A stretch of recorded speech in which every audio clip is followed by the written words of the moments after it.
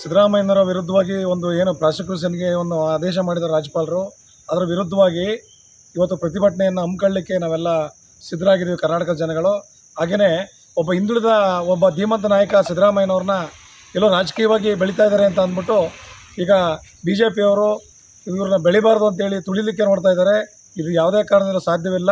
ಇಡೀ ಕರ್ನಾಟಕದ ಜನ ಸಿದ್ದರಾಮಯ್ಯನವರ ಪರವಾಗಿ ನಿಂತೇ ನಿಲ್ತೀವಿ. ನಾಳೆ ದಿವಸ ನಾವು ಹಾಸನದಲ್ಲಿ ಒಂದು ಪ್ರತಿಭಟನೆ ನಂಬ್ಕೊಂಡಿದ್ದೀವಿ.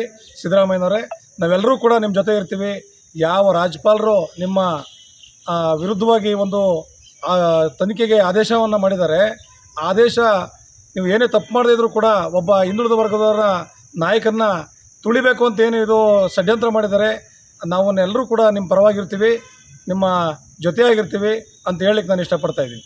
ಸಿದ್ದರಾಮಯ್ಯನವರು ಯಾವುದೇ ತಪ್ಪು ಮಾಡಿಲ್ಲ ಅಂತೇಳಿ ಸಣ್ಣ ಮಕ್ಕಳಿಗೂ ಕೂಡ ಅರ್ಥ ಆಗೋಗಿದೆ.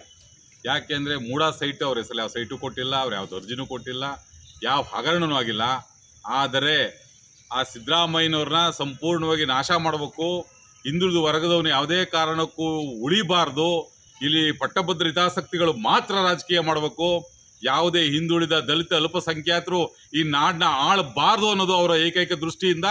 ಯಾವುದೇ ಆರೋಪ ಇಲ್ಲದಿದ್ರೂ ಯಾವುದೇ ತನಿಖಾ ಸಂಸ್ಥೆಯಿಂದ ಅವ್ರ ಮೇಲೆ ಯಾವುದೇ ರೀತಿಯ ತನಿಖೆ ಮಾಡಲಿಕ್ಕೋಸ್ಕರ ಪರ್ಮಿಷನ್ ಕೊಡಿ ಅಂತ ರಾಜ್ಯಪಾಲ ಕೇಳದೇ ಇದ್ರು ಕೂಡ ಏಕಪಕ್ಷ ಕೊಟ್ಟಿರ್ತಕ್ಕಂಥದ್ದು ಈ ಸಂವಿಧಾನವನ್ನ ಕೆಡ್ಸಕ್ಕೆ ಮಾತ್ರ.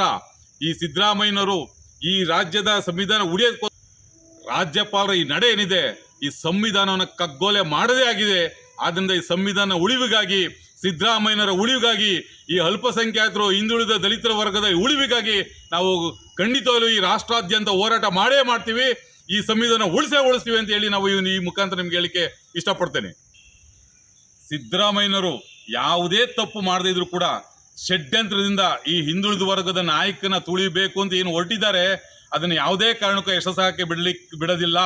ಅದಕ್ಕಾಗಿ ಇಡೀ ಹಾಸನ ಜಿಲ್ಲಾದ್ಯಂತ ಜನ ರೊಚ್ಚಿಗೆದ್ದು ಈ ರಾಜ್ಯಪಾಲರ ನಡೆ ಏನಿದೆ ಸಂವಿಧಾನವನ್ನ ಧೂಳಿಪಟ ಮಾಡಬೇಕು, ಸಂವಿಧಾನನ ಹಾಳು ಮಾಡಬೇಕು ಅಂತ ಏನು ಈ ಕೆಟ್ಟ ನಡೆಯನ್ನ ಇಟ್ಕೊಂಡಿದ್ದಾರೆ, ಇದಕ್ಕೆ ತಕ್ಕ ಉತ್ತರವನ್ನ ಈ ರಾಜ್ಯದ ಜನ ನೀಡ್ತೀವಿ ಅನ್ನೋದನ್ನ ಈ ಮುಖಾಂತರ ನಮ್ಗೆ ಹೇಳಕ್ಕೆ ಇಷ್ಟಪಡ್ತೇನೆ.